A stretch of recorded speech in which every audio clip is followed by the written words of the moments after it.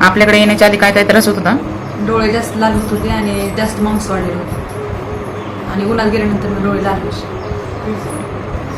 याच्या व्यतिरिक्त अजून काय त्रास होतात तुम्हाला? लगेच त्रास होता, असं लग्न होतं ना, असं पोटही झालेलं होतं आणि पूर्णपणे बाहेर येत नव्हतं. टाचांची म्हणजे जास्त आग व्हायची आणि चालताना टाचा दुखायच्या आणि जसं म्हणजे आग व्हायची असते. रात्रीची जी झोप होत नव्हती ती होती आता पूर्णपणे? होती. आता काय नाही.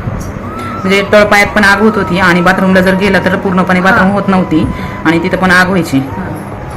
ते आता नाही काय होत, म्हणजे बरोबर कव्हर झालं. ते पूर्णपणे बरं वाटतंय आता. आणि जे डोळ्यामध्ये जे मांस वाढलं होतं म्हणजे डॉक्टरांनी मोतीबिंदूचं ऑपरेशन करायला सांगितलं होतं त्याला काढायला सांगितलं. हां, आता किती टक्के फरक वाटतो त्याला? म्हणजे चांगला फरक. नाव सांगा एकदा तुमचं. रेश्मा हरिभाऊ शिंदे.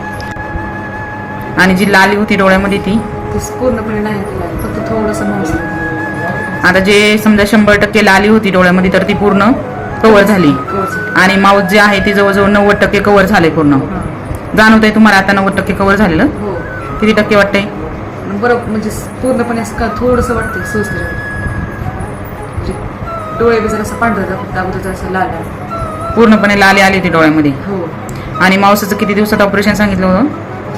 काय नाही, ऑपरेशन करावं सांगितलं होतं, म्हणजे असं गोळ्या औषधाने फरक नाही. बरं, आता कसं वाटतंय मग तुम्हाला? आता काय नाही. आता डोळ्याचं ऑपरेशन करू वाटतंय? नाही.